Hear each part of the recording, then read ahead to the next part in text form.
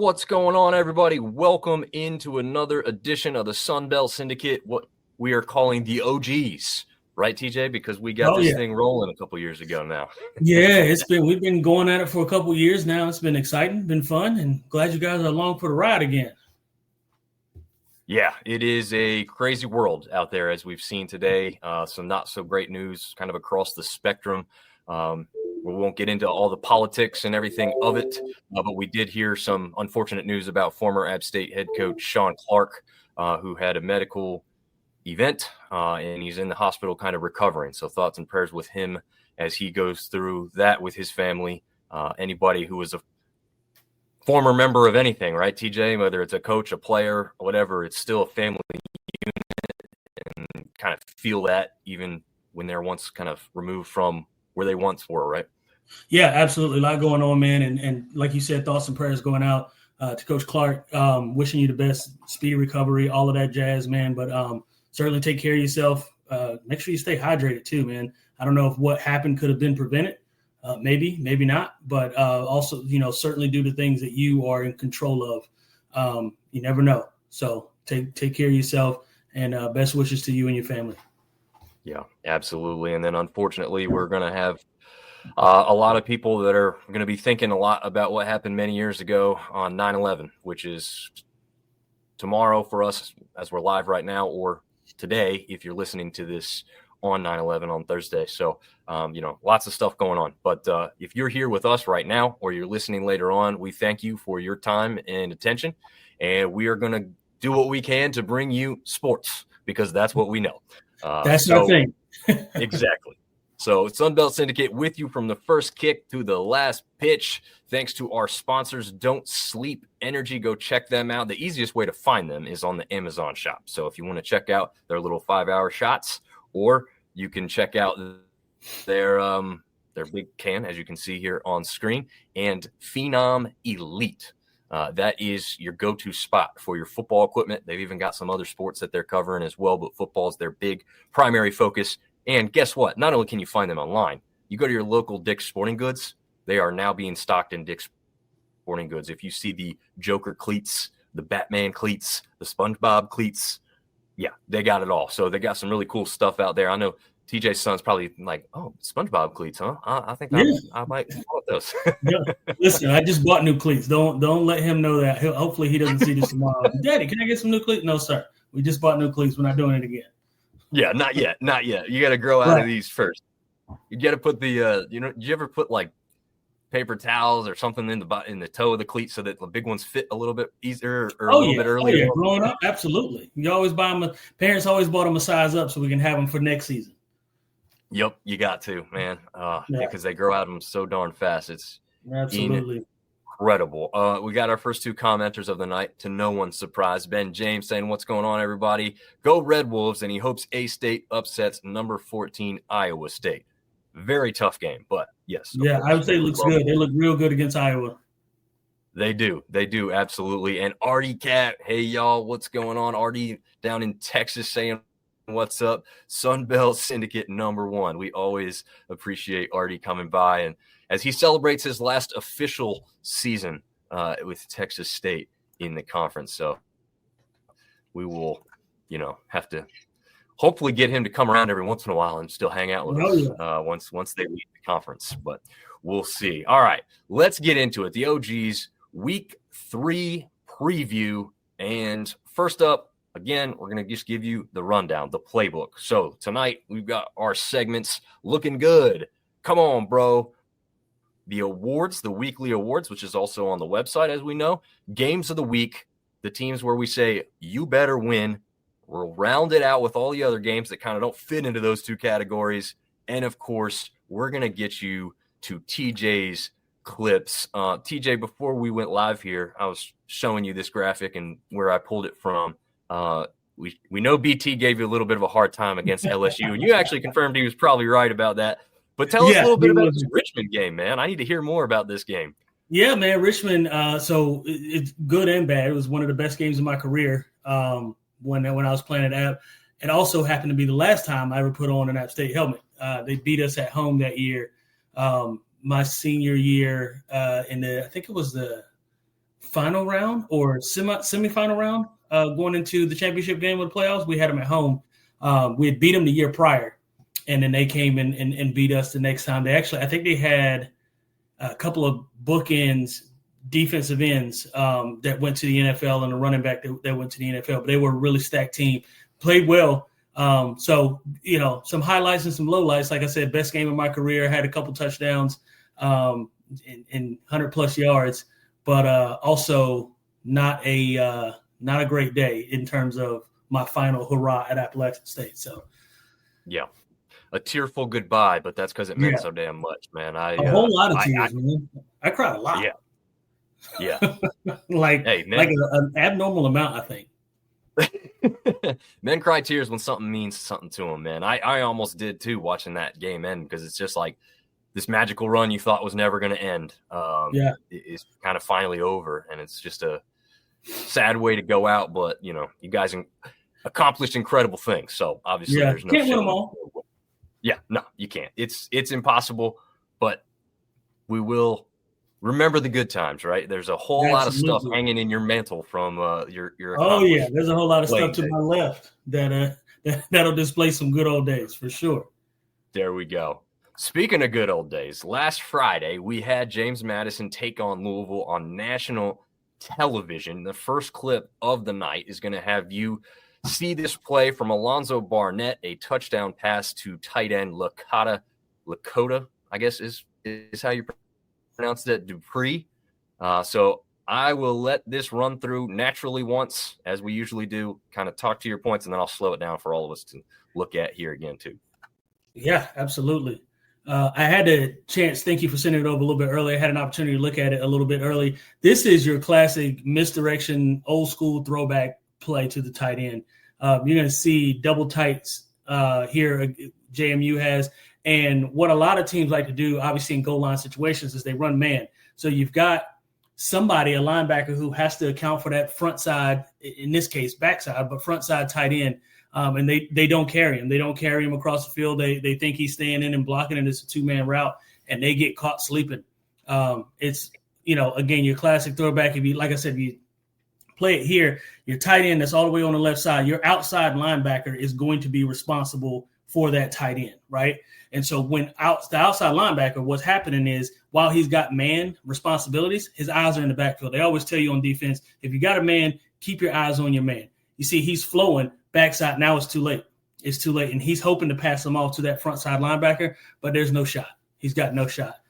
He's already across the goal line, already across the field. And so great play call, even better execution, and great sell by the tight end too, to sell run, or to not necessarily sell run, but certainly sell that outside flow from the quarterback, and then get everybody's feet and eyes looking in that direction and coming off of it really quick and getting his head around. So again, good play call, better execution by the tight end, and they're dead in the water at this point.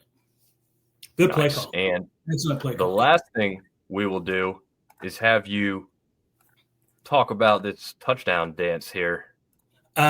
Yeah. It's not my listen, man. Look, I know we got a segment called "Come On, Bro," but seriously, come on, man.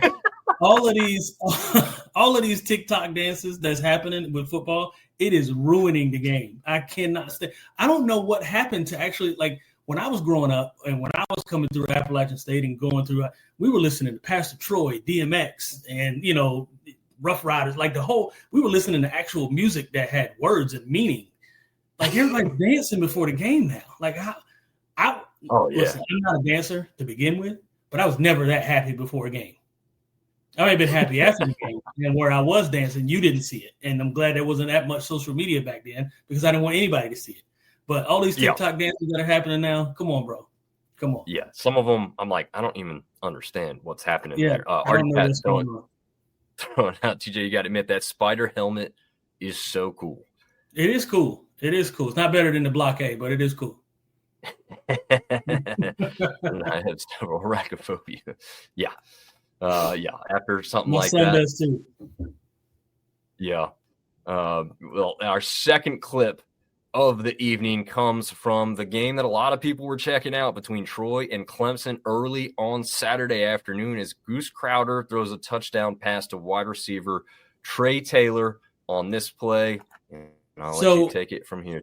Yeah, I'm going to tell you what I love about this play is this is great offensive coordinating right here. You got a receiver that's in the backfield, line up as a running back. It's going to create an immediate mismatch with the linebacker, right? Linebacker's always going to take whoever's coming out of the backfield to begin with. My guy's faster than your guy. That's simple. That's not X's and O's. That's not scheme other than lining them up in the backfield, obviously. But apart from that, it's just my guy's faster than your guy. I'm gonna throw it up and give him a shot. But if you look at it here, first of all, I think I told you this via text message. I always love the arrogance that these larger teams have when they play schools like ours, because they just line up and go man against us. And sometimes it goes well. Most times it goes well. And sometimes in situations like this, you get beat. Is never going to be able to cover a wide receiver. And they lined him up in the backfield. They did it on purpose. And it ended up being, again, just an absolute darling of a scheme and play call. But then you just get them on the outside and you just outrun them. And that's what happened here. Yeah. The ball didn't even have to be Trey Taylor maybe. What was that? One more time? I said the ball doesn't even have to be perfect. It was a good throw. It was a perfect throw. It hit him right on his face mask. But the ball wouldn't even have had to have been perfect at that point because he was beat by 4 or 5 steps. Yeah. And they say Trey Taylor might be the fastest guy on Troy's roster. I think they said he is the fastest guy. He might have been the fastest guy on the field on Saturday. I was going to say he probably was the fastest guy on the field. He beat that linebacker by 4 steps. Yeah. All right. So that is a heck of a catch, right? I mean, like you said, kind of right in the face mask. Now take us through this touchdown dance celebration. Which one's better between the two? I know you don't really love either of them, but yeah, I mean, if I got to pick one, I'm taking Troy just because, there's a little bit more movement. There's a little more. Listen, I'm not a gyrate my body kind of guy, but if I was a gyrate my body kind of guy, that would be the move that I would go with. There you go. I actually agree with you there. I'm not really sure what the whole like. It's that I don't know what the. Yeah, I've seen it, but I don't know what it's called. I'm old, man. We're old. We don't do this stuff anymore. I don't know names of dances. How about that? Like, definitely just don't. And I honestly just prefer not to know the names of the dances. Easier that way. Artie says, MC Hammer, they are not. That is a fact, Artie. That is an absolute fact. Someone should bring back the hammer dance, like the parachute. Or at least the hammer pants. Yeah. The hammer pants, man, that'd be great. All right. Well, our last clip of the night, as I scroll down too far here, because the one from Georgia Southern versus USC, as JC French has a touchdown pass to wide receiver Camden Brown. Look, I know Georgia Southern doesn't have any wins yet on the season, but this connection between JC French and Camden Brown is first-class stuff, and we'll see another version of that here on this play. First scoring points of the game on Saturday between these two teams. Yeah, absolutely. Another case. And what I love when coaches dial up the slot fade. Slot fade is becoming more and more popular because you've given your receiver room to the outside. Now, I will say this, JC French probably could have given him a better ball in terms of throwing it on his outside shoulder or upfield shoulder, as they say.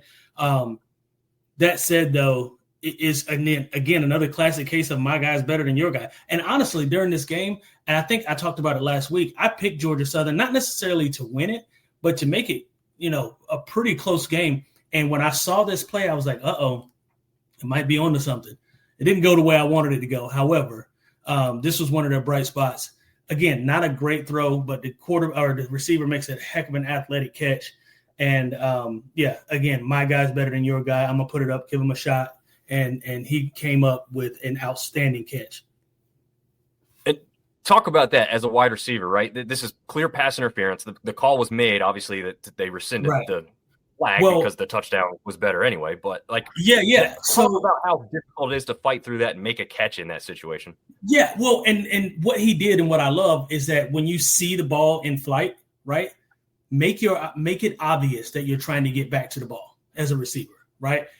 Even if it's a bad throw, like it was, worst case scenario, you don't catch it, you get the call. Because if you sell to the ref that you're trying to, the goal is to come back. Because right here he's beat, right? If he throws that on his upfield shoulder, that's touchdown anyway.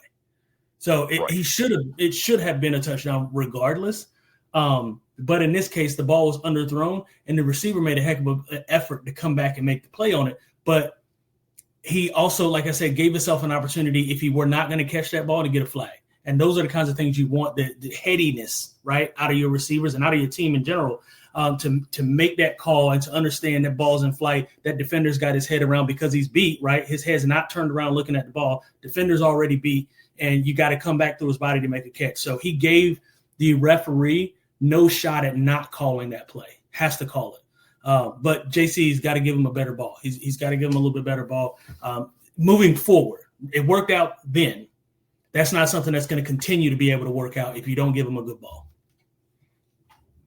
I incorrectly diagnosed who that was. Actually, that is not JC French, as TJ points out. TJ Driggers, our resident. Oh, that is Western. Oh, I get their numbers confused. And you know what? I was even listening to Gotta Talk earlier today and heard about him throwing this pass, and it didn't register. As I'm putting my notes together, I pull a clip. I mute the clip, right, because we can't have the audio on here. That's what gets us in trouble. So we mute the audio. We, just mindness. Just missed it. That is correct. That is TJ is absolutely correct. It happens. We're not getting paid for this. Right. Someday, hopefully, but right now, no. He is a redshirt freshman who stands at 6'3", 250 pounds. Good Lord. Big kid. Big kid. For reference, Dak Prescott is 6'3.5", 235 pounds. Wow. Okay. Yeah. That's and for even more of a reference, Cam Newton was 6'6", 255 pounds. That it still boggles my mind. Like when you see that man by himself, you're like, okay, that's a big guy. When you see him stand next to other human beings, you're like, good God, that guy was a quarterback in the NFL. Yeah. Like he's the same size. He's the same size as Von Miller. That's insanity. Actually, he's bigger than Von Miller. Von Miller was 6'4", 249. Jeez. Yeah. And Artie Cat saying a flag should have been thrown, and it was thrown, like we said, and he's probably seen that too, or heard us say that. But definitely picked up. I'd rather have the points than the flag any day of the week, and I'm sure anybody would. So, but yeah, I mean, they make these gloves a little different than when I played.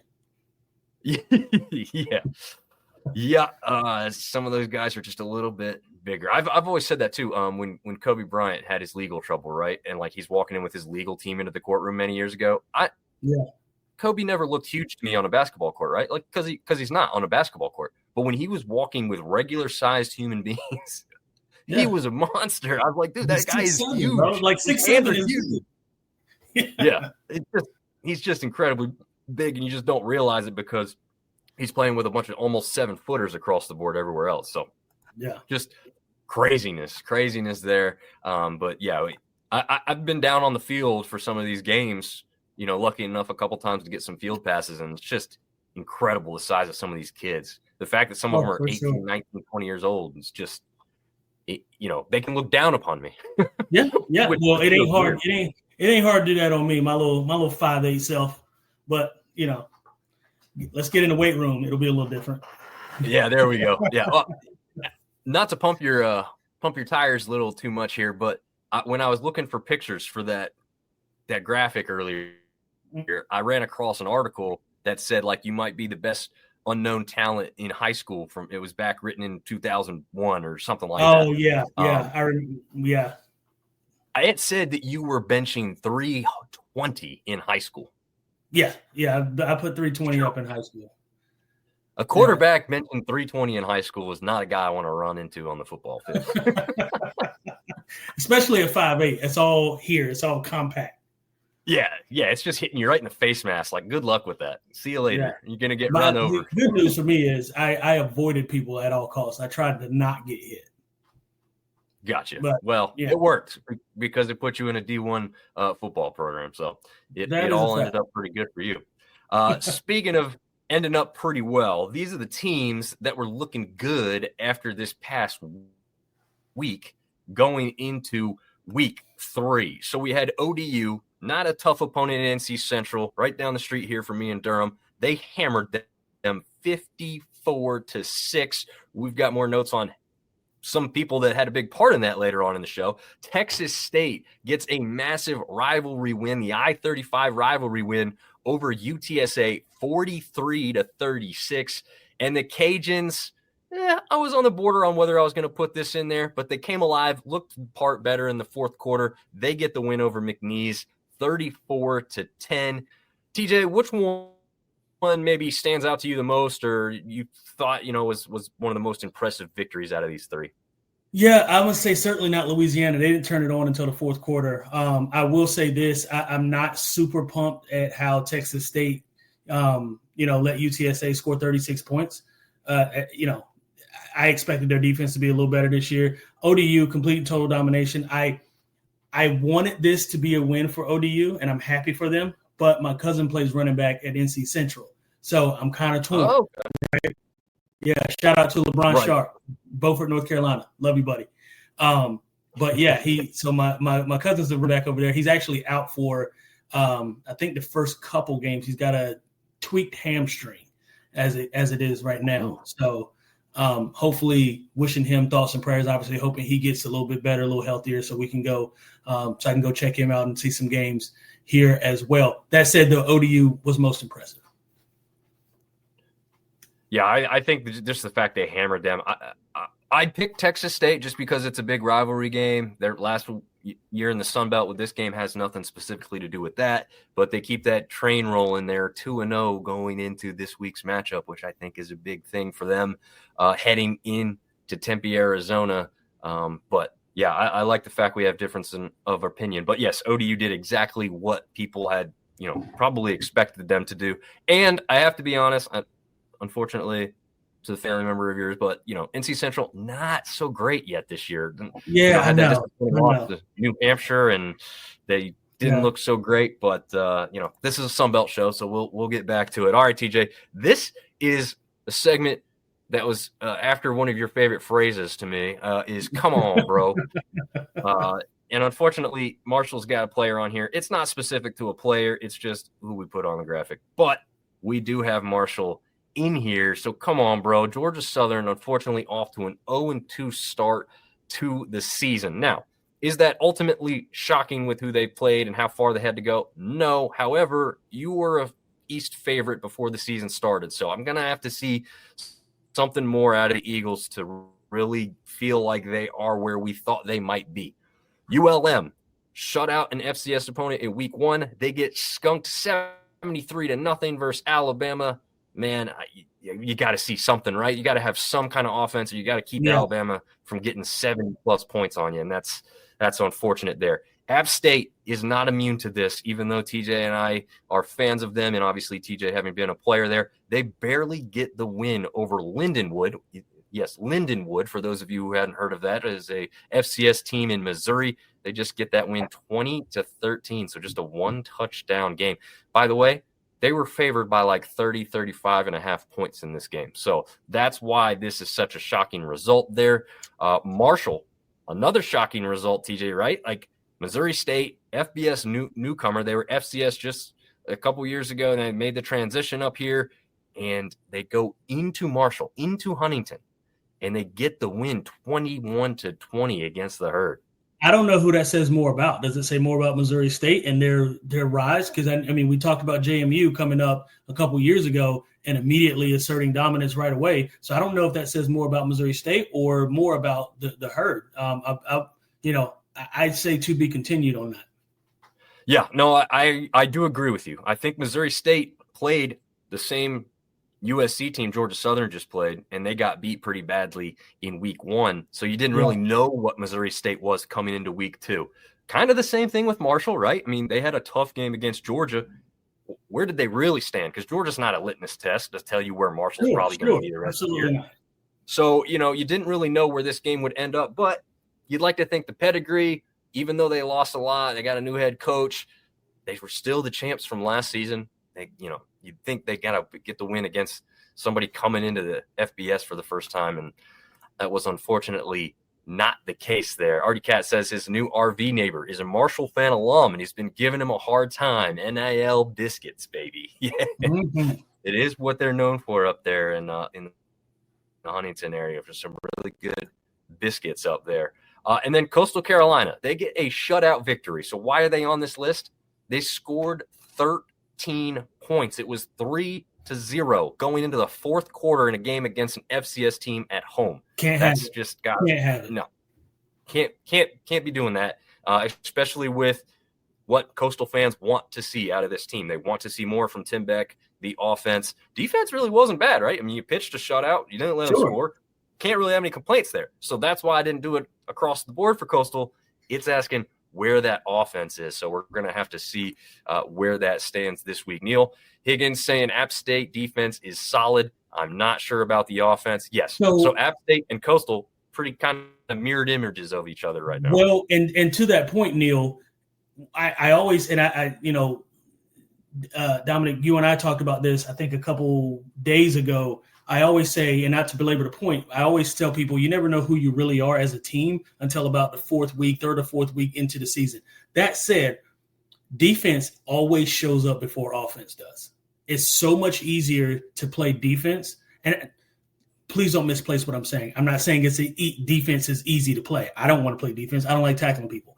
But I'm saying as far as schematics go, it's much easier for the defense to get themselves together than it is for the offense to find their rhythm throughout the season. So while I'm not happy about Appalachian State and I'm not happy about Coastal in terms of where their offenses went, I do think there's some ramp-up time, especially both having some new programs and some new coordinators and things going on. I do think we need to give them a little bit of grace and give them maybe another week or two to get this thing rolling. As long as the defense shows up, we keep winning football games. I'll take a 3-0 win, to be honest, until we find some offense. So just throwing that little disclaimer out there. I know to everybody who wants to see a ton of points, give it a little bit first, right, before we start pointing fingers. Yeah. No, I do agree. But right now, they're still on the come on bro list. Oh, yeah, absolutely, as they should. Yep. They will stay there for the time being. Okay. So the weekly awards, yes, the Sunbelt does theirs. Sometimes we're going to have the same. Sometimes we're going to have different. To no one's surprise, Traquan Jones goes for 5 carries. So he doesn't touch the ball too many times, right? How's he going to be the offensive player of the week? He had 163 yards and 3 touchdowns against NC Central. Yeah. So I don't know how you beat that, right? I mean, that's incredible. Yeah, some of these guys are too young to remember this, but I remember a Thanksgiving Day game with Minnesota Vikings and the Dallas Cowboys where Randy Moss had 3 catches for 163 yards and 3 touchdowns. 3 catches, 163 yards, 3 touchdowns. This was very much reminiscent of that. So I hate to bring it up because as a Cowboys fan, it hurt to my core. However, this gave me old school Randy Moss vibes. As it should. Yeah, I mean, this is just insanely impressive performance. In fact, let's just go full screen here for a second for the awards of the rest of them so people can clearly see who we've got called out here. And defensively, player of the week actually comes from a team who lost the game. As Marshall linebacker Kerryon Martin comes in with 13 total tackles, 6 of them solo, 1 sack, 2 tackles for loss. So guess what? He did his job. We just need the rest of the Thunder and Herd to come around and, couple more points. Excuse me. Yeah, just a few more. Yeah, just a few more points.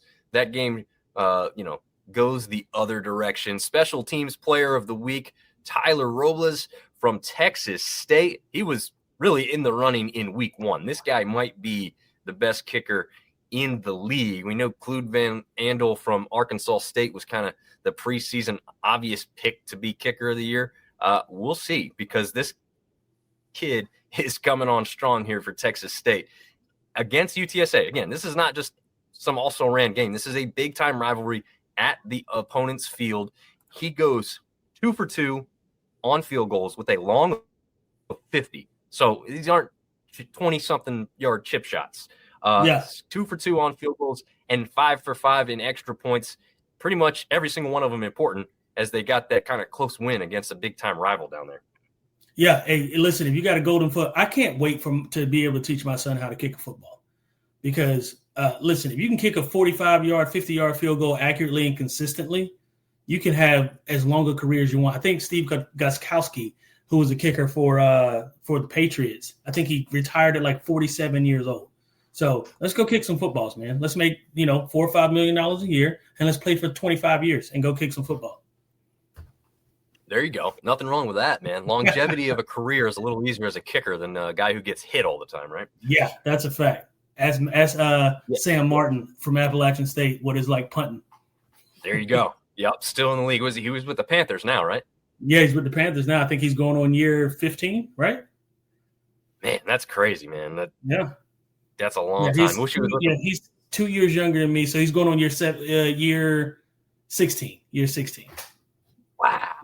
All right. Well, he'll never have to work another day in his life, I bet. But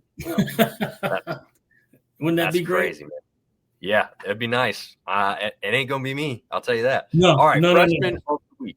I promise we didn't pick this for the namesake, but his name is also Dominick, spelled it without the K. So we'll take 1 point off. But if you connect the last name, Nicely starts with a K. So here you go, Dominick Nicely, the running back from Coastal Carolina, our freshman of the week. 9 carries, 92 yards, a 10.2 yards per carry average, again, as a freshman.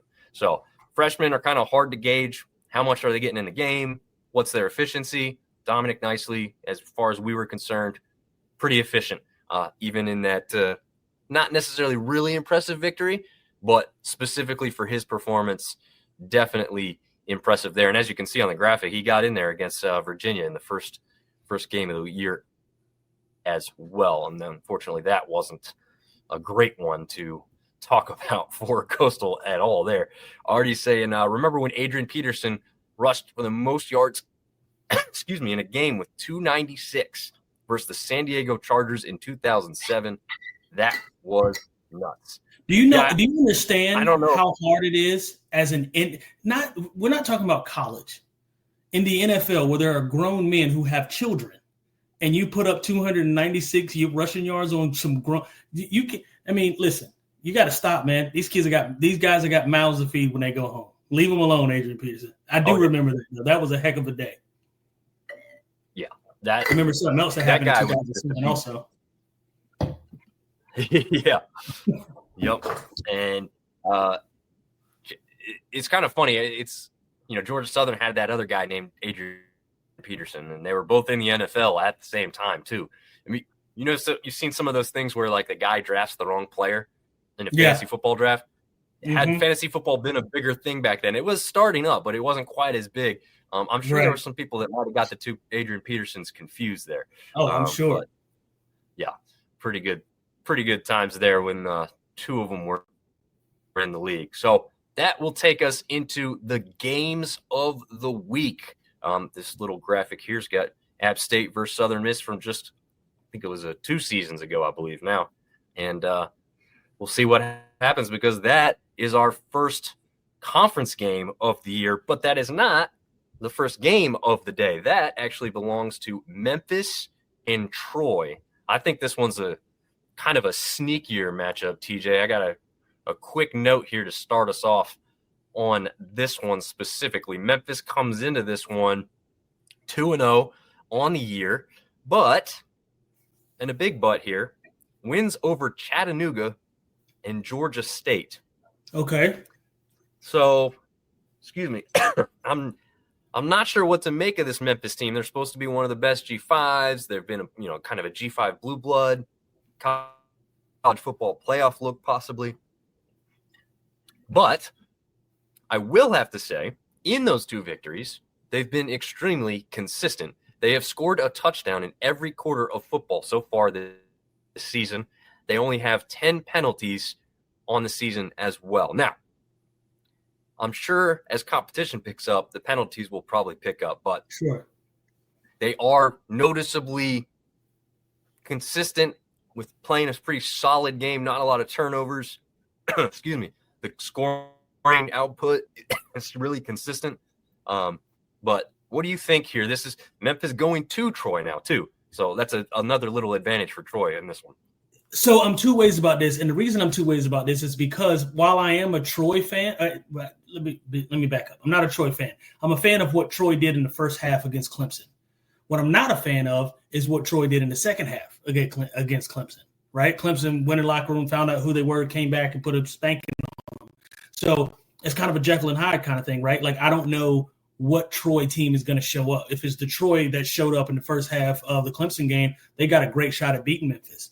But I don't know. It's going to be hard to gauge what we're looking at. And I tell you this, I think we'll know about midway into the second quarter. We'll know what kind of game we have. Yeah, that's a good point.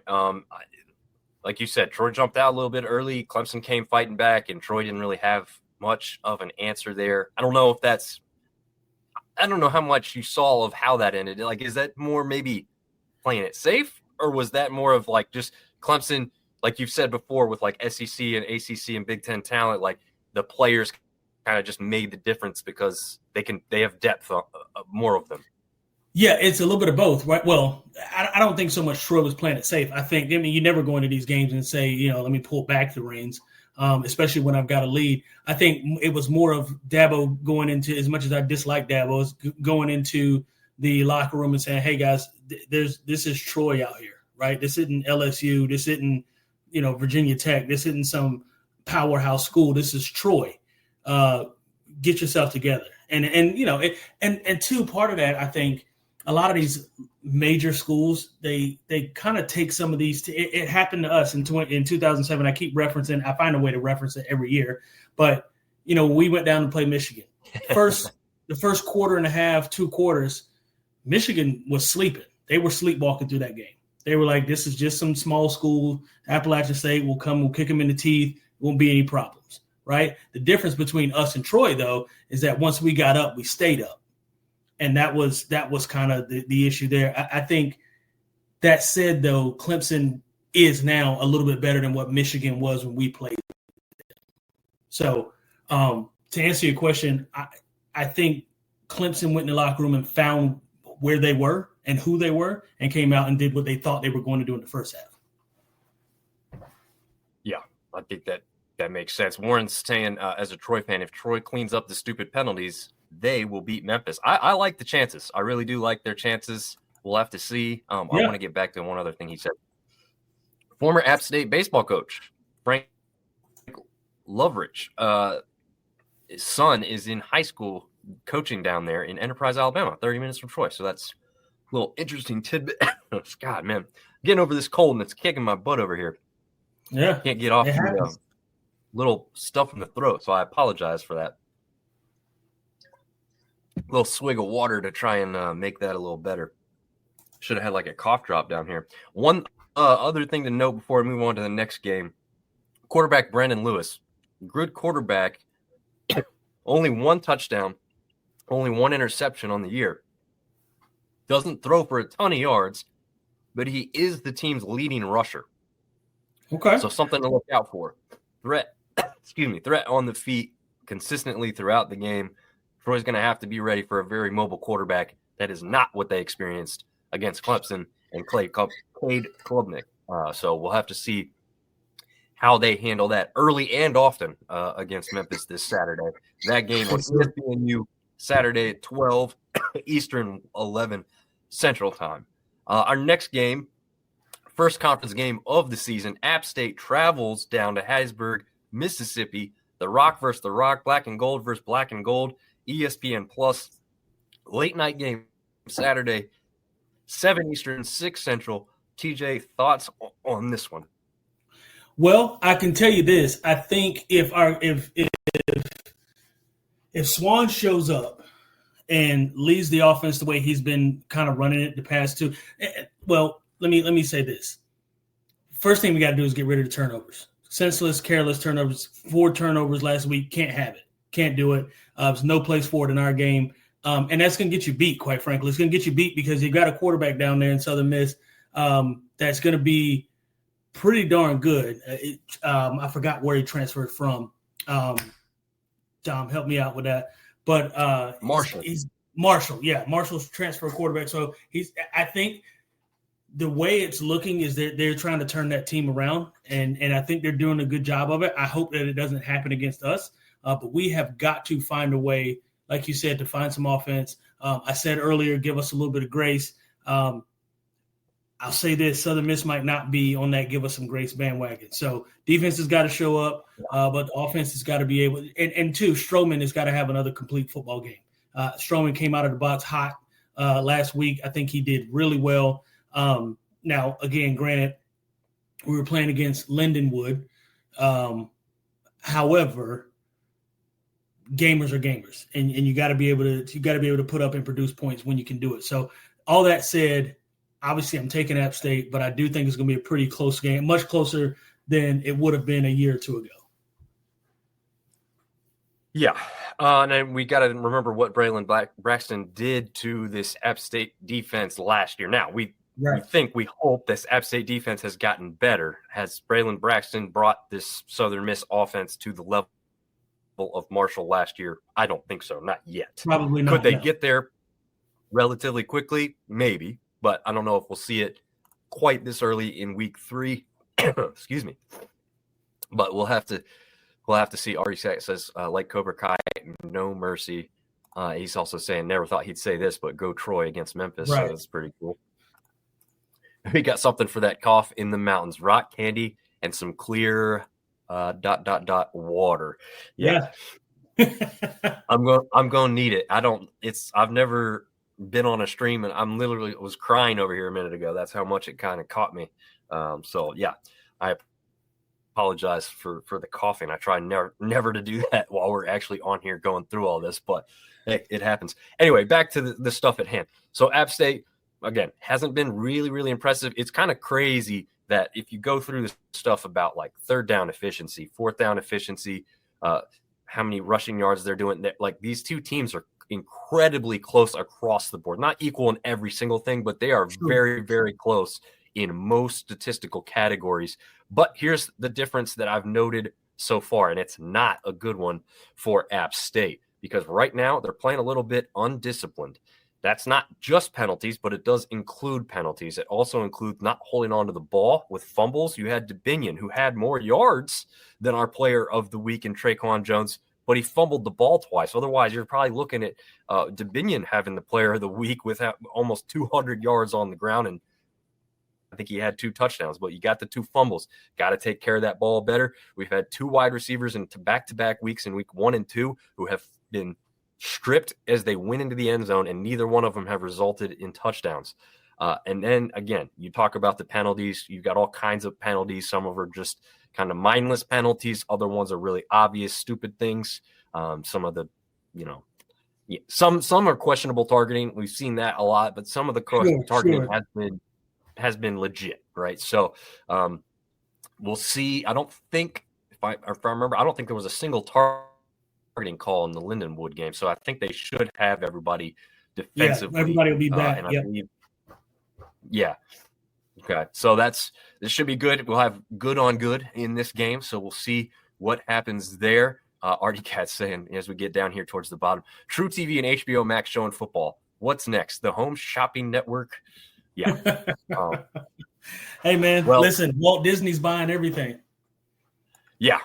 Yeah, they are. They're taking over, and it's getting it to everything. Neil says what concerns him is Lindenwood was comfortable the whole game. Yeah, I mean, I don't think it was so much as I'm sorry, I didn't mean to cut you off, Dominick. They were comfortable, but the only reason they were comfortable is because we made them comfortable. We kept giving them the ball. I would be comfortable too if somebody came in and just gave me a house, right? If somebody just kept giving me money every time I turned around, I'd be comfortable too. So I think it's less about them being comfortable and more about us making them comfortable. Anytime you keep getting repeat chances to do the same thing, then absolutely you're going to look comfortable and look more confident because they don't want to win. It seems like if I'm Lindenwood's head coach, what I'm saying to my guys is they're trying to give us this game. Go take it.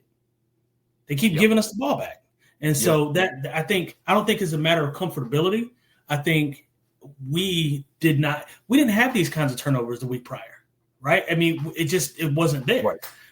And so I think let's say you erase 2 of those turnovers and it's a touchdown and the extra point. Now you're talking about a 33-10 win. or whatever it was, 33, whatever it was. But that's a big difference. That's a stark difference in terms of score. So, I think turnovers are the main, and turnovers will get you beat regardless. Any good team, you're going to lose a football game. Yeah, absolutely. Definitely can't have those on a regular basis. Okay. Our next one, also a 7:00 kick on the ACC network, which I believe, I could be wrong, but some of you get on your cable subscriptions in the East Division at least, and some of you may be able to access through ESPN Plus if you do want to check this game out. I can't confirm that for a fact, but I believe that might be accurate. All right, but anyways, I'm taking ODU. I'm gonna say that before you even start talking. I want everybody to know it's on record. I'm taking ODU. ODU did some great things for me last year, picking them for some upsets. I'm taking them interstate. It's not necessarily a rival, but against Virginia Tech, who has not looked good over the past couple of years, I'm taking ODU and I'm stamping it. Sorry, I didn't want to make it look like you swayed me. I'm taking ODU. Well, I will sway you even more, but give me a second on that because I agree with you. I'm taking ODU in this one too, which probably is like the moment of death there because we just both took them. I know, right? But we'll say it anyway. This one is, again, 7:00 kick. This all-time series, Virginia Tech leads 4-2, but VT's 0-2 on the current football year. Yep. This is the fourth consecutive year of this matchup, so they've gone back to back to back to back. But VT has won the last two. But so they're due for a loss. Again, they may be due for a loss. They've not won yet this year. I've been hearing a lot and watching a lot of stuff about Virginia Tech coming into this one, that they just haven't been keeping up in the NIL transfer portal era. Which is insane. Right. I agree. But for whatever reason, I'm hearing that is the case. They're behind the 8 ball. They're not putting more effort and time and money into it, and they're falling further behind is what their fan base is saying. So who knows? Even some of their fans are saying ODU is going to win this game.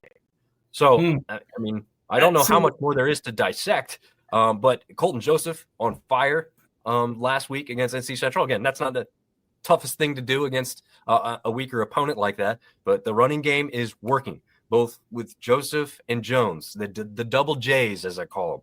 So, couple passes here and there, control the clock against VT, move the ball. I mean, I don't know, TJ, there a whole lot else to that. I mean, it got to be good defensively, obviously, but. Yeah, listen, Virginia Tech just hasn't been good. Now, to that point, what makes me nervous about both of us, first of all, we both picked them. Mm-hmm. Their own team is picking ODU. What I just realized is, can Virginia Tech afford to go 0-3?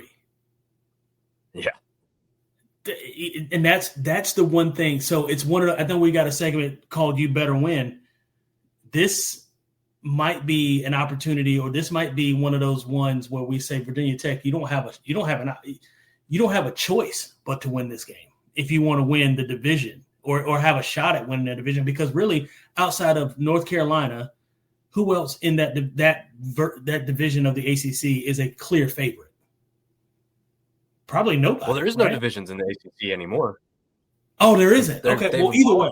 Yeah. So, but yeah, in general, like you're saying, ACC looks pretty strong so far this year. I mean, you got Florida State, you got Florida State. Clemson doesn't look the strongest, but then you've got Miami. That's what I was thinking North and South, because I was thinking then Clemson, traditionally this has been Clemson, Florida State, Miami are all going to beat up on each other, and it was going to come from the North. In the North, who are you picking? But either way, that said, Virginia Tech they got to win. I'm sticking with ODU. I don't want to talk myself out of it. I'm sticking with ODU.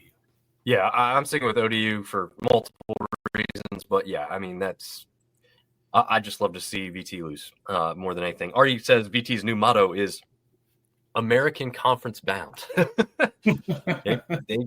they mess up, they might find themselves there. Warren's saying the ACC network is on YouTube in Alabama. I believe probably YouTube TV is what he's referencing there, because we have it. That's what we have, and we got it. So if you have YouTube TV and you pay the absorbent money that we pay every month, you better give us the ACC network. But well, it's it still will be cheaper in on. Sprint.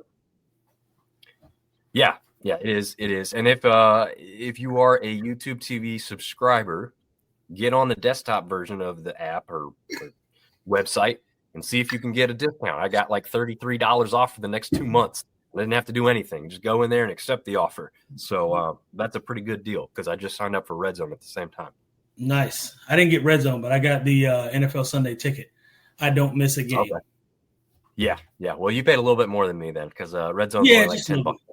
Yeah, just my wife budgets for it now at this point. There you go. Yeah, she knows your obsession with football, so she's probably well aware of it. She knows what she married.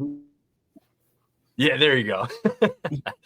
The last one for the games of the week. This is not all games, obviously. This is just kind of our headliners. Is Texas State going on the road to Tempe, Arizona to rematch with a great game from last year with the Sun Devils of Arizona State? That game on TNT, True TV, or HBO Max. It's one or all three. Whatever you got, you can watch this one probably.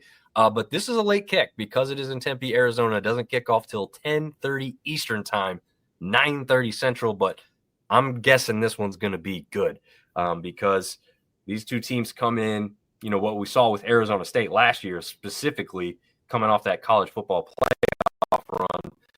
They are only 1-1.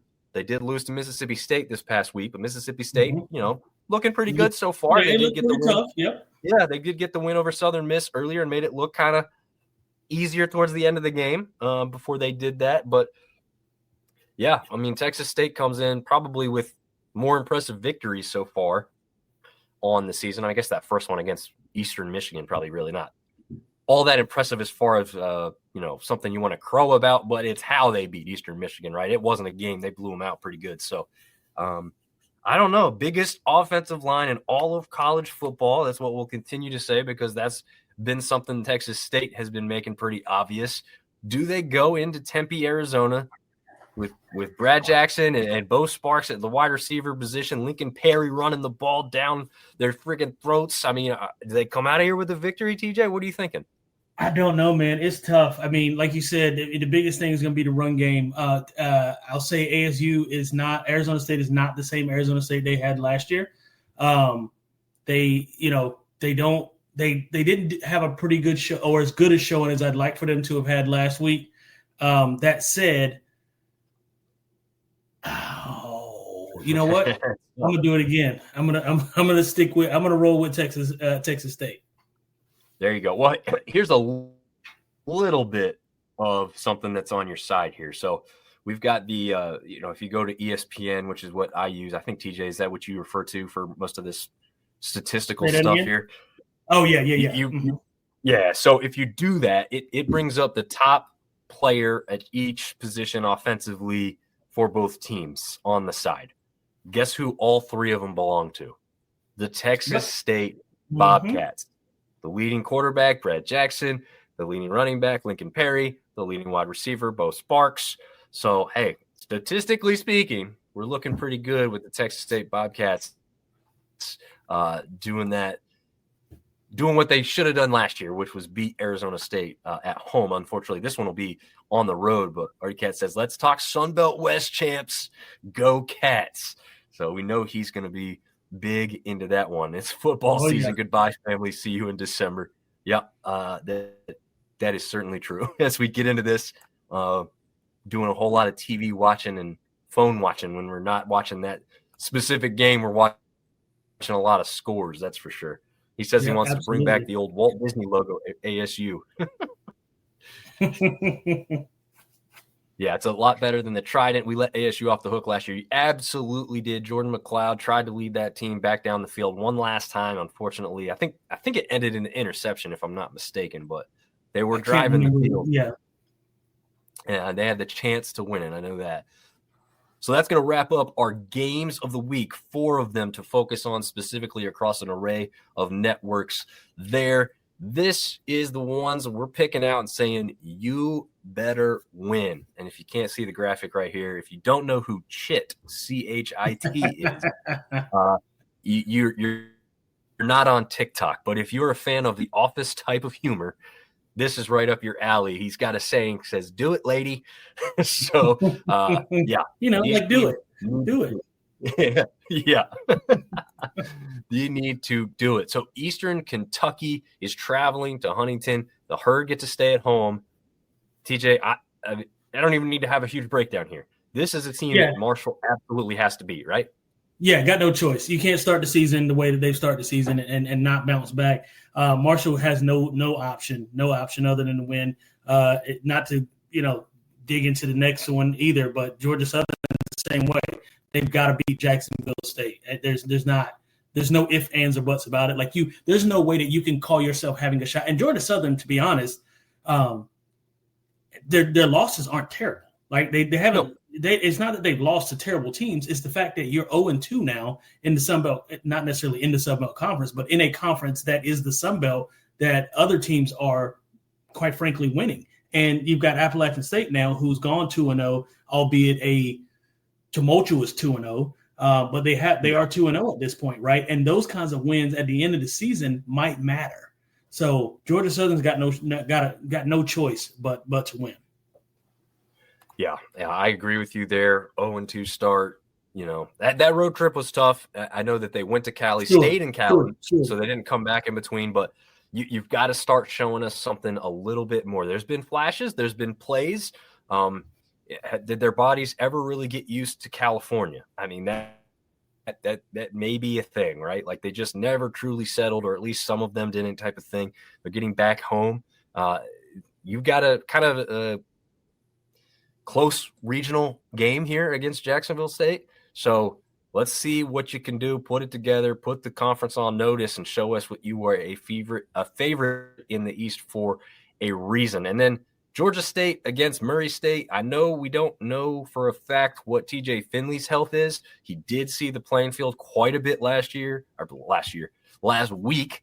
He didn't see the field very much last year. He got early on an injury with Western Kentucky, and so that's why he's got another year of college football and has ended up at Georgia State, where, quite frankly, it looks like they need the quarterback help there, TJ. But you got to have a win against FCS Murray State, right? Murray State went on a hell of a run in baseball. I don't think they got that kind of thing on the football field, right? Yeah, no, I'm with you 100%. Georgia State, I mean, they've got to get a win. I don't know that Murray State, like you said, is that good of a football team, but Georgia State they got to do better. And also, what Georgia State needs to not do is stop snatching change. You're not Aqib Talib. What was that about? And then you're snatching chains against a team who you are obviously going to lose against, and that's not going to do anything but piss them off even more than you being there already does. And I don't know. I mean, I think it was Tyler Scott is the cornerback's name. Did he even get in the game after that? He did not. He got benched for the whole game. Yeah, that's what I thought. I mean, who do you what in what world is that really a thing to do, especially at the college ranks? I mean, you cost your team.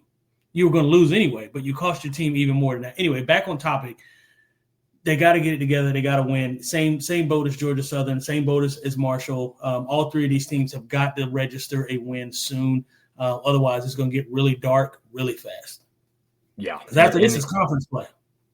Yeah. You're starting to get into it, and it really means something then for sure. Unfortunately for us, all three of these games are on ESPN Plus, all really at the same time. We got a 6:00 Eastern kick for Marshall, and then two 7:00 Eastern time for the two Georgia teams. Well, my thumbs work.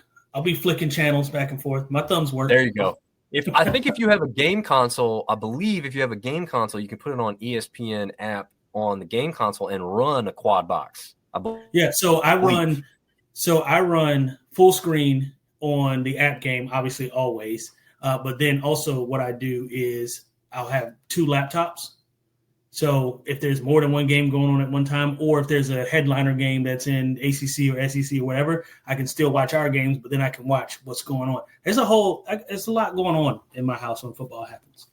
I had my wife ask me once what the hell I was doing. I had the YouTube quad box on the TV.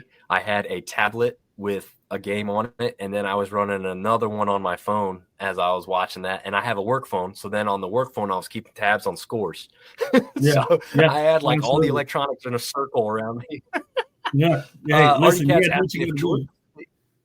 Yeah, exactly. You got to take it all in, man. It only lasts for a couple months and then it's over.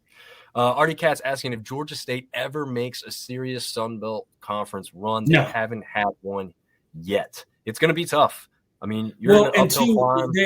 They not to cut you off, Dom. Sorry, but they don't recruit Atlanta well. Like they don't even recruit their own state well. I mean, most of the guys that go there or that are in the Atlanta area or surrounding area, they want to go to Georgia Tech or Georgia. Some, go to Savannah State or Georgia Southern. The Georgia State, they don't recruit their own state well. So to answer your question, I would think unless they get some serious NIL money or unless they just land a gem of a quarterback that was just overlooked in high school, I say no. Yeah, it's gonna be tough. I mean, you got some good recruiting classes, even if they're not recruiting Atlanta or Georgia well. I mean, you've got a good recruiter in Del McGee there, bringing in some guys, but there still has to be chemistry. There still has to be some like culture of winning, and it's hard to establish that when it hasn't really been there before. So we'll have to see what they're able to do. Artie Cat says that the location alone seems like it would be a draw. Yeah, I mean, if you like Atlanta and you like to be downtown, you're in it right there at Georgia State. I mean, yeah, problem is right next door is Georgia Tech. Yeah. Well, the only advantage Georgia State probably has is the types of degrees that kids are going after. Like Georgia Tech's known as an engineering school, so I don't know. You probably get something if you're a football player, is that really going to sway you? Is that going to make the difference? You know what I mean? Like, is that if that's the case, then I'll just go to Georgia. Or I'll go to Georgia Southern. I mean, Savannah's a nice place. I know it's Statesboro, but Savannah's a nice place. So, I just don't think they don't recruit the city of Atlanta well. They don't recruit Georgia well. They're certainly not going to pull from Florida or South Carolina. South Carolina's going to go to Clemson or South Carolina State or University of South Carolina. Like there's too many options that are better than them, which is unfortunate. Right. Yeah. And that comes with a young program. I mean, that's part of it, right? There's no like, who do you know off the top of your head who plays in the NFL who came from Georgia State? There's been guys. Right. I'm not saying that, but I mean, I can't name one off the top of my head at this very second. No. So it's just already saying, they've been waiting for them to do something. Well, it may start this week. Murray State, is 0-2 against 2 FCS opponents. So again, Georgia State, get that victory. Put it on the paper there.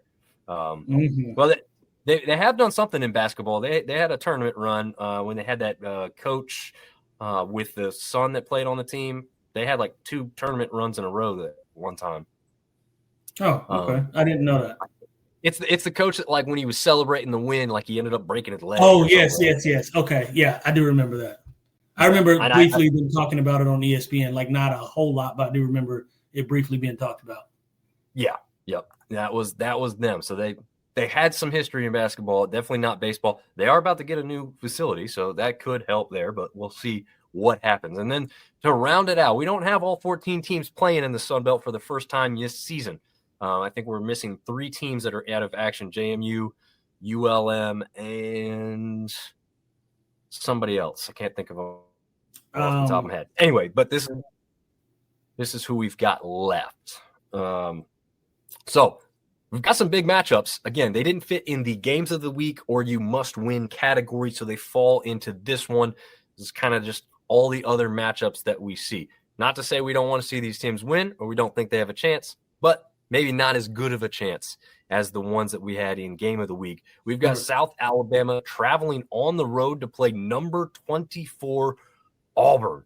This is a really interesting matchup. It's going to be on the SEC network at 12:45 Eastern, so an early kick down there locally because it's kicking off at 11:45. Any chance? We just saw South Alabama come up with a crazy game against Tulane where they were up early. Tulane fought back, looked like it was all Tulane as they scored a bunch of unanswered points. But South Alabama comes climbing back into the end of the game. They go for the 2-point conversion at the end. They don't get it. They get one more chance with the ball, but unfortunately it falls flat. 33-31 loss to the Green Wave. But that gives me a little hope going into this one. But is it enough against the number 24 ranked Auburn Tigers team? I'm going to say no. And the reason I'm going to say no is because Tulane's not the same team they were last year. That Green Wave has lost. They lost a lot. A couple guys to the NFL. They especially at that defensive line. They've lost a lot of talent along that defensive line. So while it was a valiant effort, a good fight up against Tulane, I don't think that Tulane garners the level of, I guess how we touted them last year. I don't think they garner that level, and for that reason, I think Auburn wins and they win big. I could see that. I mean, if you look at it this way, Auburn comes in undefeated. That's why they're ranked number 24. They have a win against Ball State. That's not going to blow anybody away. 42-3. They didn't struggle, so it's not a shock. Artie's calling the South Alabama upset. I like it, Artie. I like it. I don't know if I agree with it, but I like it. I don't agree, but I would love it. Yeah, I would love it. So here's the problem with that Ball State victory. Again, it is what it is. Okay, we would all expect that. They beat Baylor in week 1, who we just saw Baylor go into SMU, be down, but then come back, win a crazy game. And I think that was an outstanding game. Yeah, it was great. I actually picked Baylor to win that game. So, hey, toot my own horn there. But it didn't look good at the end. But they beat Baylor the first week of the year 38-24. So pretty convincingly, they went to Baylor on the road and beat them at their place. Right. So again, all of that to say that's why they're ranked 24. This isn't just this isn't one of those SEC teams they just gave it to for no reason. This one seems to be earned because they didn't play like 2 FCS teams to start the year. So I'm favoring Auburn in this one. Again, I don't want to. I'd love to see South Alabama win. I will say, just like our game earlier that we spoke about, another thing that sticks out to this one, again, in the Gamecast, all 3 players, quarterback, running back, wide receiver, statistically speaking, favor the Jaguars. Davenport has got 4 touchdowns on the year. Bullock, 3 touchdowns on the year. Bison, 3 touchdowns on the year. So these guys are putting up points. It's probably going to come down to, can they keep those points coming against a pretty good defense they're going to see, and how does their defense stop that Auburn offense, because that one's pretty good. So we'll see what happens there, putting up 38 points on Baylor in week 1. Pretty impressive. Okay, the one Ben was talking about earlier, we're finally getting to. Number 14, Iowa State travels to Jonesboro, Arkansas. 2 massive games for the Red Wolves in a row. We did see them get beat pretty soundly by the in-state rival, quote unquote, Arkansas last week. So that was pretty ugly to see, unfortunately. But it was a matchup they finally got to have, right? This one is a ranked team coming to their place. Does it get any less ugly? Can the Red Wolves stay in this game, TJ? No, I think it gets worse. I watched Iowa State play against Iowa last week. Iowa has been known for 2 things, tight end and defense. Iowa State walked out of that game, now, albeit a close game, and it was, they fought tooth and nail. I don't think the Red Wolves are going to present that type of defensive line, that type of challenge, really, for Iowa State. Iowa State looks good, man. I mean, they look good week 1. They look good on Saturday, and I think that's just going to continue into the season. Again, I know this isn't an Iowa State segment, but as it relates to the Red Wolves, I think I think they get beat pretty soundly. I actually think they get beat worse than they got beat against Arkansas. I could see that. I hope not. What I hope happens is, being at home, there's at least some type of advantage, some type of level playing field, some home field magic where, the ball bounces the wrong way a couple times. But their fans got to show up first. That's got to happen. That's true. You got to be there. You got to be loud. And I don't know how that's going to happen after last week. But this is a ranked team coming in. They don't get to have this often. Sunbelt teams in general don't get to have a ranked team come to their facility often. So hopefully that helps fill the place up. And hopefully there's a reason to get loud. But I think you're right. And I think the bad thing for Arkansas State here is Iowa State may be undervalued at number 14. They may be. That's exactly my point. Yeah. 100% agree. It's a tough matchup. It ain't going to be easy out. It is on national television, so that's pretty cool. ESPN2 on Saturday. This one's 4 Eastern, 3 Central time kickoff. So we'll all really be able to take in some of this one. And it'll be pretty cool if it's pretty close late. But again, unfortunately, neither TJ or I really expect that to happen. Now, another interesting matchup with another ranked team here as the Cajuns go to Mizzou to take on former App State head coach Drinkwitz and the number 25 Missouri Tigers. This one on ESPN Plus as well as SEC Network Plus. Again, I think you can get both through the ESPN app. Same kick as the game before this one. Now, going into the season, I thought this was one I circled as one of the best games of the year in the Sun Belt. I am not nearly as excited at this point, TJ. What do you think the chances are for the Cajuns against the Tigers? I think they got a better chance than people are giving them credit for. I think they had a bit of a letdown, obviously, last week. When I say letdown, I mean not playing to Louisiana style of football is what I mean. Do I think that they can beat Missouri? I think it'll be a tall ask, right? I don't know. The issue is going to come down to depth, right? I mean, right. Barring everybody stays healthy. Now, if it's ones against ones, Cajuns are going to have a great chance at coming in there and going away with the upset. I never like to give a team no shot. Eli Drinkwitz has done a really good job with Missouri over the past several years. I think it's been 3 or 4 years now. They've been ranked, I think, every single year, or at least at the beginning of the season, they've been ranked every single year since he's been there. So he's done a great job with them. I don't know that the Cajuns have enough, especially defensively, to stop them. But we'll see. I'd love to pick them. I don't know that I can. My football mind tells me no. My heart says they've got a shot. Yeah, I would say I would have thought they had a better shot had they had Walker Howard or a better number one quarterback heading into this one. And Howard going out early in the year. Now you've got true freshman Daniel Beal behind center, hasn't even thrown for 100 yards yet. So is that passing game, scary? Well, if he can get the ball to Shelton Sampson, the LSU transfer, maybe they get something going. Maybe they look a little bit better. Here's where they stand the chance on offense. Here's where I kind of want to agree with you more, TJ.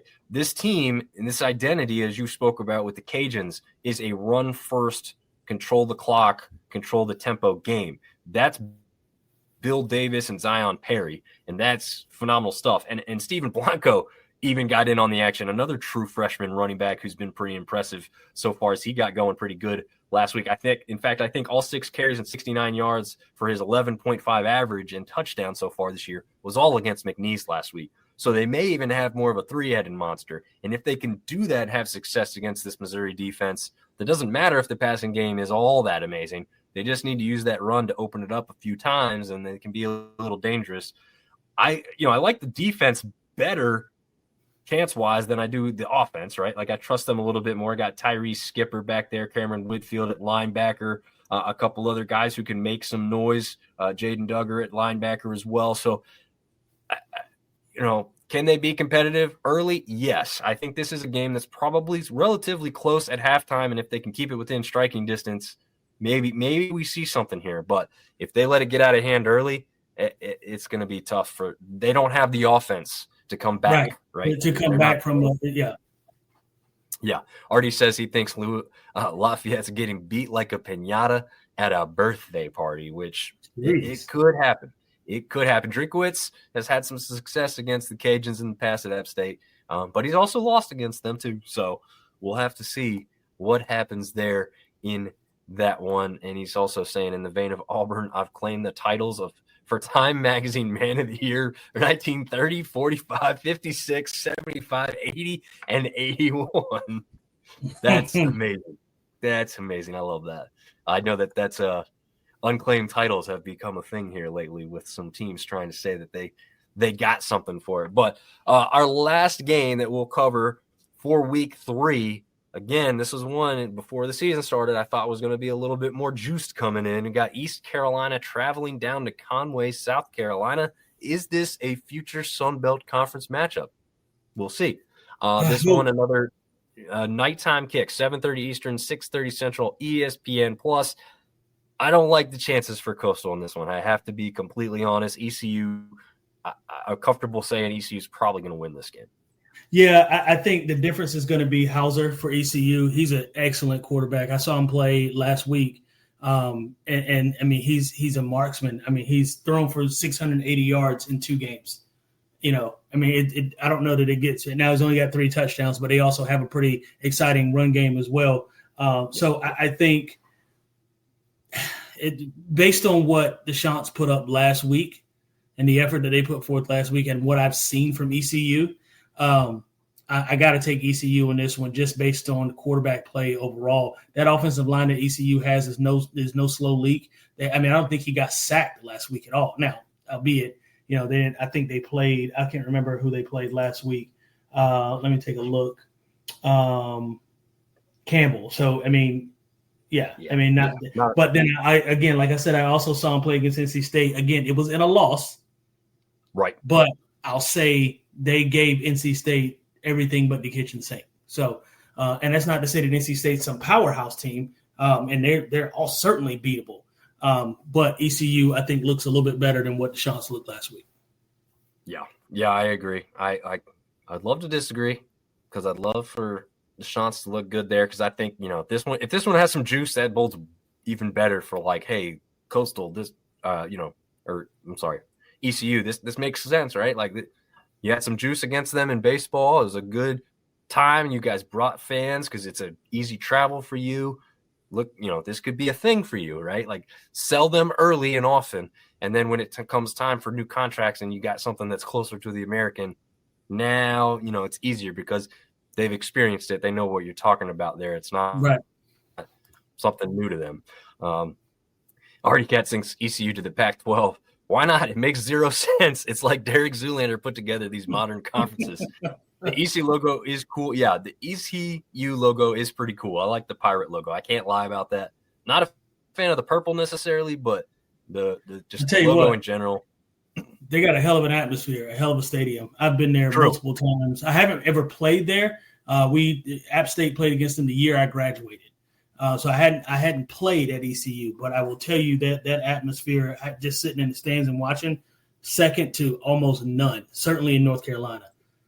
Maybe outside of NC State and App State. Outside of that, they've got a hell of an atmosphere. Yeah, no, it's very, very good. The stadium's pretty I will say the stadium, like the newer parts are really impressive. The older parts are kind of not, but when you're inside of it at the seats, you don't really notice that, but underneath it's not really fancy or anything. A lot of concrete, but I really like ECU. For me, it's an easy travel trip. In fact, it would become the closest conference game if that ever did come to fruition. So it'd be kind of cool to be able to have some easy road trips for me. I think it's like just over an hour. Everybody else is 3 hours from me. So, I would love to see that happen. I think they just make sense, right? Like culturally, I think they make sense. We kind of covered, I had Ed Harold, who's a Southern Miss fan, had asked specifically, App State, Southern Miss both struggle with FCS opponents this past week. What how's that bold for the Southern App State matchup? In fact, Southern played theirs, Jackson State. So I just think you've got to be more impressive in those games for me to think much of those. Like when you do what Old Dominion did against NC Central, then I think you do exactly what you said. Everyone expected it. You've done it. So now you've come in and I would be happy and content with those types of performances. When you struggle to beat these FCS teams, you have to have questions about what does that mean when they play tougher opponents. So I think there are some question marks, but this is a great litmus test because now you've got two teams that are in kind of similar position. Again, the storylines write themselves on that one. Same colors, both have a stadium called The Rock. Both are kind of looking to put a stamp on where they're at this year. So this one's going to be good. I'm kind of glad this is the first conference game. I was trying to get down there, but TJ, that's like 11 hours from us. So not going to happen. Yeah, not going to happen. Will we do another live show together this season? I'd like to do that. We'll definitely try. I venture to guess yes. Yeah, I'd like to do that. And this time we'll try and do it with some light, some natural light instead of in the pitch black darkness. Because that was a lot of fun. Last year on TJ's Porch was one of y'all's best. Oh, well, cool. Thank you, Ari. Thanks, man. I appreciate that. Yeah. TJ put a lot of effort into that one. He was pumped to kind of show off the cooking stuff on TV. For sure. Always pumped. Whatever we call that. He says the Sean Connery trophy at the Rock. Yeah, that would be a good trophy between these two teams. It would make sense there. I know App State actually uses that in their intro, which apparently, TJ, I'm hearing, I didn't go last week. They did not use that intro at the game. So interesting stuff there. Yeah, new coaching staff. I don't know. Got to get DJ on the horn and be like, "Hey man, what's going on over there? What are we doing?" Exactly. We got to get some questions answered. Yeah. We also had an interaction on Twitter with a JMU fan, and JMU's not playing this week, but he was kind of talking down on the rest of the conference for, not carrying their weight. JMU has to do it. So I said, you're saying that JMU's the only team, because that's kind of how he phrased it. Like JMU's carrying their weight, And I said, well, first of all, he picked on ULM, right? You remember who James Madison lost to early in the season last year? Yeah, that was the same ULM team that he's talking about. Right. And ULM also beat Troy the week after that. So, if you're going to pick on a team, you might want to pick on one that you actually had some success against. But yeah, he said he wasn't understanding how my argument went. So what I was trying to get to the point of with him was JMU's not the only one carrying their weight in this conference to elevate it. We are trying to do that on a podcast platform. There's others that are out there, the Fun Belt guys, Schultz. We got all our individual teams that pretty much have podcasts. All of us are trying to do our part. The teams are doing theirs. Marshall's beaten Notre Dame. App State's beaten Texas A&M. Georgia Southern went on the road and had pretty much Nebraska lose their head coach because of what they did to them out there. So, yes, other teams are doing plenty to elevate this conference. It's not just the James Madison Dukes. You are one of the best ones this year. And we're not going to put you down, but I also just want you to realize that you're not like head and shoulders above everybody here. You still have stuff to prove. You still have a championship in this conference that you have yet to achieve. So, just maybe cool it with the superiority complex over there. Yeah, for sure. Take it down a notch, bro. You just got here. Yeah, there you go. There's Artie's put it. I like JMU. Great addition. But slow your roll. I do agree with that. I love the fact that they've been added, right? See, I mean, I think, TJ, you had history with them when you played. Oh, yeah, for sure. Yeah, so, absolutely. I think they're a great school, but just take it easy. We've been doing this. You just got here. Yeah. So, you come in, you've done some impressive stuff, but we need you to be a part of the team here at the same time, right? You want us to win outside of conference. Because that's the only way this conference gets elevated. Otherwise, everyone's going to go, Sunbelt stinks. Sunbelt's not the best G5. No, we want to be the best G5. And some years I think we've been really close, but unfortunately we beat each other up a little bit before we can get to that college football playoff or whatnot. I don't know how likely that is. I think Texas State's got our best shot, if I'd have to say that right now. Would you, TJ? I mean, yeah, and the way it's looking, yeah, absolutely. Yeah, and we only have two teams undefeated left, which those are probably the only two teams who have a realistic shot. So that's App State and Texas State. And to be honest with you, I'm not sure App State has the resume, even if they win the whole rest of them, to compete with somebody like a USF who's now beaten two ranked teams in a row and has a shot at a third this weekend. So exactly. I think like you'd look at USF's resume and they could lose to Miami and still be more impressive than an App State who goes undefeated. 100%. Yep. So, you don't want to say that, especially as a fan of that team and whatnot, but you'd have to be fair. Like, okay, you didn't beat anybody who was ranked because their shot at Boise being ranked is not going to be a thing anymore by the time that game rolls around. And Oregon State definitely going to be ranked. So, they don't have any ranked teams on their schedule unless another Sunbelt team gets there, and they don't play Texas State this year. So that is extremely unlikely. All right, TJ, I've been talking way too long here. Any last news or notes from you before we wrap things up here? No, man, another good week, another good show. Happy to see you guys tuning in. Artie Cat, thank you so much. Thank you, guys. We are excited about this football season, man. I think we got a lot in the tank. I think there's a lot of parity in our conference as well, right? Like we don't know. Obviously there's a favorite, right? That'd be Texas State. But apart from that, I mean, even they got a shot at losing.